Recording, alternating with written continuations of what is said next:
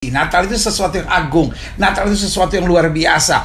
Orang yang merayakan Natal di diskotik, orang yang merayakan Natal dengan minuman, orang yang merayakan Natal dengan merokok, orang yang merayakan Natal dengan pesta pora, dengan baju-baju seksi, menghina Yesus Kristus Tuhan. Karena Natal harus dirayakan di gereja dengan pertobatan, dengan baju yang mengagungkan Kristus. Kenapa? Karena kita diajarkan Tuhan untuk hidup dalam kesucian. Alkitab berkata, tanpa kekudusan tidak ada seorang pun dapat melihat Tuhan. Dan kekudusan bukan hanya soal hati, kekudusan bukan hanya soal tekad, tetapi kekudusan segenap hati, segenap hidup, segenap jiwa kita pakai untuk memuliakan Kristus. Dan Alkitab berkata, tubuhmu adalah bait Roh Kudus. Jadi saudaraku yang kasih dalam Tuhan, cara berpakaian kita pun dalam perayaan Natal juga harus benar. Nah, saya akan menyetir kalimat Anda yang berkata, adikku yang saya sayang, Lamboan ini, dengar ya. Saya harap Anda dengar, dan saya harap juga yang selama ini meragukan 25 Desember dengar. Kalau ada yang bilang 25 Desember tidak dalam Alkitab, itu adalah hari lahirnya, apa itu katanya, Dewa Matahari. 25 Desember mau hari lahirnya Dewa Kucing, mau Dewa Mata Bunder, mau lahirnya Dewa Kodok Sungai, saya nggak mau tahu. Iya kan? Saya nggak mau tahu. Tapi kita tidak merayakan karena itu hari lahirnya Dewa Matahari. Kita juga nggak merayakan karena hari raya atau hari lahirnya Dewa Kodok Bunder atau Dewa apapun. Saya nggak mau tahu. Tetapi kenapa kita merayakan 25 Desember? Karena Alkitab ngomong begitu. Nah, mungkin kalian atau adikku yang saya sayang ini, Lamboan ini, ya mungkin masih bingung. Ya kan, saya anggap aja di satu sisi Anda bodoh, dan bodoh ini karena bingung gitu ya kan. Tapi saya sayang Anda karena sekali lagi Lamboan, kamu hebat. Karena ada hal-hal yang buat saya bangga gitu. Kamu menyerang bahwa Natalan tidak boleh dirayakan dengan pesta pora, dengan minum mabuk, dengan kemewahan, tapi Natal harus justru dengan pertobatan, dengan hati yang hancur. Nah, tetapi yang saya menjadi aneh adalah ketika Anda menyerang dan berkata bahwa 25 Desember nggak dalam Alkitab. Izinkan saya menjelaskannya. Mungkin pendeta di gereja Anda tidak menjelaskan, adikku yang kukasihi. Jadi ya karena Anda hanya jemaat, ya kan, adik Lamboan ini hanya jemaat, ya saya tidak bisa menyalahkannya. Karena ada hamba-hamba Tuhan juga yang bodohnya sama gitu. Ya nggak ngerti, karena nggak ngerti Alkitabnya, nggak ngerti sejarah gerejanya, nggak ngerti sejarah tanah perjanjiannya. Tapi izinkan saya menjelaskan. Lukas 1 ayat 26 dikatakan demikian. Dalam bulan yang ke-6, seringkali kita baca ayat ini, kita lewatin begitu saja ya kan. Dalam bulan yang ke-6, Allah menyuruh malaikat Gabriel pergi ke sebuah kota di Galilea bernama Nazaret. Nah, mulai dari sini dulu, bulan ke-6. Nah, mungkin buat saudara-saudara sekalian ya kan, mungkin pemirsa kamu hebat, dan juga mungkin adik Lamboan, dan mungkin kawan-kawan di dalam dunia iman Kristen yang imannya setengah-setengah, yang kurang gali Alkitab, kadang-kala baca ayat ini lewat begitu saja. Tapi dalam bulan ke-6, ini artinya besar. Contohnya dalam Yohanes kedua dikatakan pada hari ketiga. Nah, apa itu hari ketiga? Jadi gini, mulainya dari Desember, mulainya maksudnya dari hari Minggu. Hari Minggu dalam bahasa Ibrani yaitu Yom Rishon. Nah, Rishon itu bukan sekedar nama hari, tapi juga Rishon menjelaskan pertama. Jadi kata Yom Rishon berarti hari pertama. Jadi kalau hari pertama Minggu, berarti hari kedua apa? Senin. Dalam bahasa Ibrani Shni'i, ya kan? Baru yang ketiga, hari ketiga, hari Selasa, Yom Shlishi, ya kan? Dalam bahasa Ibraninya, jadi ini hari pertama disebut Yom Rishon, hari kedua disebut Yom Shni'i, dan hari ketiga Yom Shlishi atau Selasa kita. Jadi dalam Yohanes pasal 2 dikatakan hari ketiga itu hari Selasa. Nah, kenapa mereka pada zaman itu banyak orang Yahudi melakukan pernikahan atau hari-hari yang baik di hari Selasa? Karena ada pepatah dalam bahasa Ibrani, Yom Shlishi Pahmaim Kitov. Hari Selasa atau hari ketiga 2 kali lebih baik. Nah, kalau kita tanya, loh kenapa ini kayak nujum aja kok ada hari-hari yang lebih baik begini? Kalau sudah baca dalam Kejadian pasal 1, di dalam setiap hari selama 6 hari Alkitab bilang Tuhan melihat baik. Tapi khusus hari Selasa 2 kali disebut Tuhan melihat itu baik. Jadi saudaraku yang kasih dalam Tuhan, itu sebabnya orang Yahudi sampai hari ini masih memegang keyakinan iman sesuai dengan Alkitab. Yom Shlishi Pamaim Kitov, hari ketiga 2 kali lebih baik dari hari-hari selanjutnya. Itu soal hari. Nah, soal bulan. Kenapa bulan ke-6? Orang Yahudi merayakan Rosh Hashanah di bulan ke-9 atau tahun baru atau Rosh Hashanah. Rosh Hashanah, Rosh itu artinya kepala, Hashanah, Shana artinya tahun. Kepalanya tahun itu selalu di bulan ke-9 atau bulan September sampai hari ini. Bulan September ataupun kalau Oktober awal, tapi biasanya September. Nah, sekarang saya jelaskan. September dikatakan dalam Lukas pasal 1 ayat 26, ya kan? Saya mau sudah jelas dulu nih adikku Lamboan, ya kan? Dan juga saudara-saudara yang masih mempertanyakan kenapa kita merayakan Natal tanggal 25 Desember, ya kan? Adikku Lamboan, dalam Lukas 1 ayat 26 dikatakan, dalam bulan yang ke-6, Allah menyuruh malaikat Gabriel pergi ke sebuah kota di Galilea bernama Nazaret, ya kan? Dan langsung Tuhan bilang apa? Kamu akan mengandung dan melahirkan anak. Kan bulan ke-6 kan? Nah, kita harus hitung apakah bulan September? No. Karena dari bulan ke-6 itu, ya kan, kita hitungnya bulan September kan. Bulan September Rosh Hashanah-nya kan, tahun barunya kan. Jadi bulan pertamanya kan. Jadi kita hitung September, Oktober, November, Desember, Januari, Februari, Maret. Jadi pertama kali dia menerima kabar dia mengandung bulan apa? Bulan Maret, karena bulan ke-6.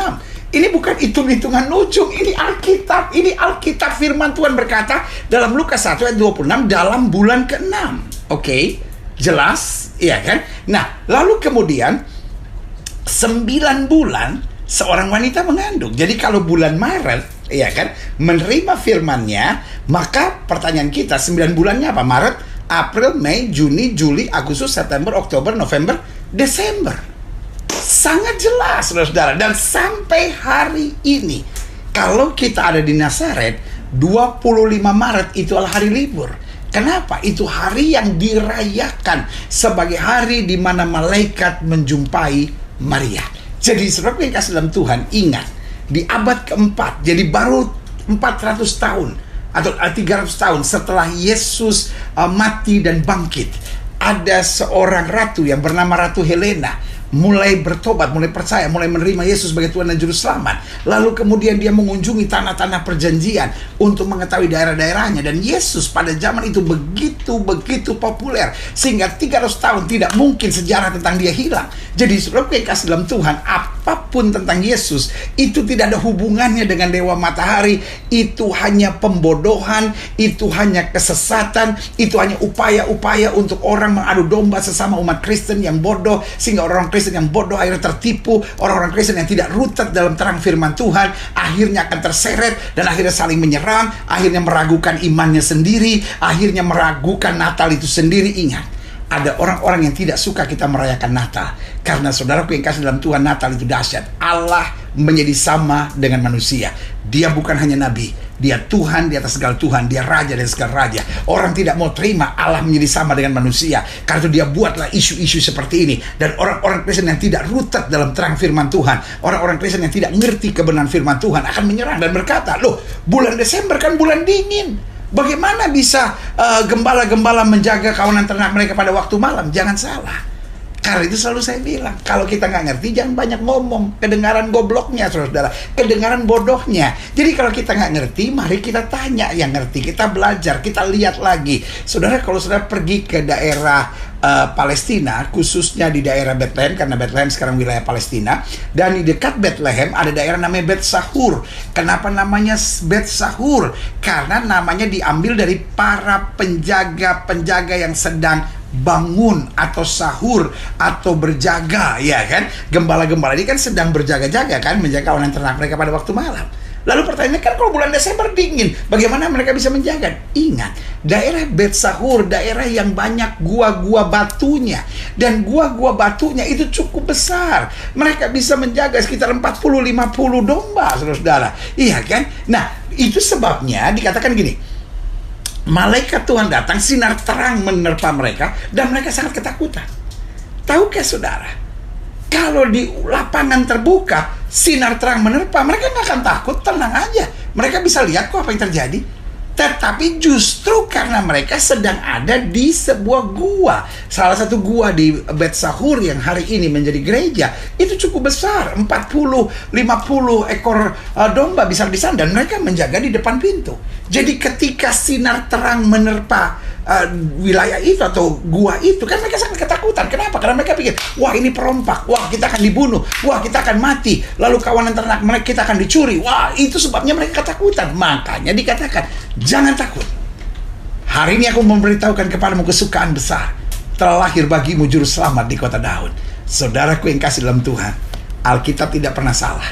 Dan bapak-bapak gereja kita tidak akan melakukan sinkretisme, mencampur adukan kelahiran dewa matahari, kelahiran dewa apapun yang diistilahkan hari ini dengan Natal. Natal terlalu suci, Natal terlalu kudus. Sehingga bapak-bapak gereja dari awal-awal abad sudah mengkaji dengan betul. Jangan percaya sama semua edaran-edaran WhatsApp, edaran-edaran email yang bercerita tentang kebodohan-kebodohan tidak jelas. Mari kita back to the word of God. Mari kita kembali kepada firman Tuhan dalam bulan yang ke-6.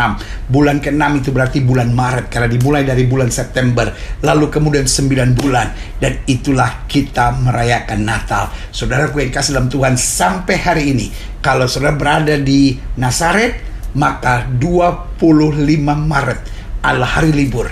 Karena itu dirayakan sebagai hari kabar baik Maria mendapat dari malaikat. Jadi karena itu, satu, rayakanlah Natal dengan sukacita. Kita merayakan Natal bukan karena diperintah Tuhan, tapi kita merayakan Natal karena Natal terlalu agung buat kita. Allah menjadi sama dengan manusia. Makanya selalu saya bilang, nabi boleh banyak, agama boleh banyak, rasul boleh banyak, juru selamat hanyalah Yesus Kristus Tuhan.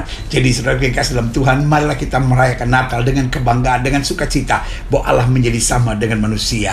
Dan yang kedua, rayakanlah Natal dengan pertobatan, bahwa karena dia sudah mau jadi manusia, dia mau mencari saya, mau menyelamatkan saya, mau turun. Makanya istilah Natal itu sendiri buat saya tidak tepat, karena tidak ada gambaran tentang hal lain bahwa Allah menjadi sama dengan manusia, karena memakai rahim Maria. Karena itu Natal lahir, tetapi proses Allah menjadi manusia memang kelahiran, tetapi pada dasarnya dia turun menjadi sama dengan manusia supaya dapat menyelamatkan kita. Jadi yang pertama, rayakanlah Natal dengan kebanggaan. Lalu yang kedua, rayakanlah Natal dengan pertobatan. Orang-orang yang merayakan Natal dengan pesta pora, merayakan Natal dengan obat-obat terlarang, merayakan Natal dengan minum mabuk, merayakan Natal dengan bir, dengan minum-minuman keras, adalah orang yang menghina Kristus. Yang merayakan Natal dengan baju ketat, rok mini, itu menghina Yesus, karena merayakan Natal yang sebenarnya adalah pertobatan.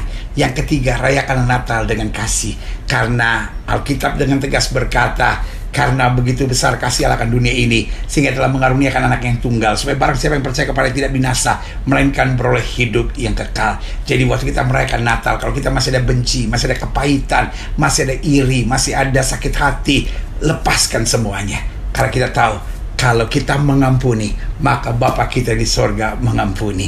Lalu selanjutnya, rayakan Natal dengan berbuat sesuatu buat orang-orang yang terhilang, buat orang-orang yang tersesat, buat orang-orang yang dalam kesusahan, buat orang-orang yang dalam penderitaan, sehingga kita dapat menyadari bahwa untuk itulah Kristus datang. Kristus datang bukan untuk kemuliaan dirinya sendiri, bukan untuk kesukacitaan dirinya sendiri, tapi dia datang untuk keselamatan. Biarlah kita di momen Natal selalu bercerita tentang kasih Tuhan kepada orang-orang yang belum percaya. Dan pada saat yang bersamaan kita juga ulurkan tangan buat orang-orang yang memerlukan dan membutuhkan. Dan akhirnya rayakanlah Natal dengan sikap hati yang makin mau mendekat kepada Tuhan. Bahwa tahun ini saya harus lebih dekat lagi sama Tuhan. Tahun ini saya harus lebih sungguh-sungguh lagi sama Tuhan.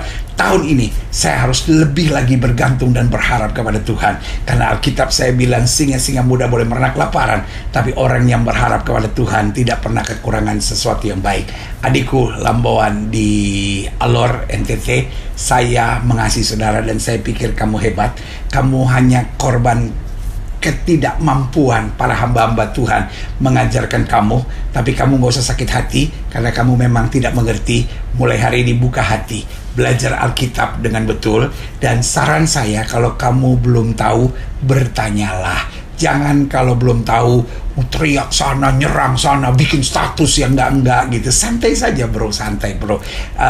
Kamu buat saya adalah adik yang saya sayangi. Saya berdoa buat kamu, tapi tetap ada satu kebanggaan saya buat kamu. Kamu menentang perayaan Natal dengan pesta, dengan minum mabuk. Buat saya kamu keren. Karena itu biarlah saya berdoa, Natal tahun ini menjadi Natal yang paling spesial. Mungkin kamu memang harus merayakan di penjara hari ini, tetapi tidak mengubahkan kasih Kristus kepada kamu. Yesus tetap mengasihi kamu. Yesus punya rencana yang indah buat hidup kamu. Kamu gak usah sakit hati, gak usah benci sama orang-orang yang melaporkan kamu, tetapi kamu percaya saja.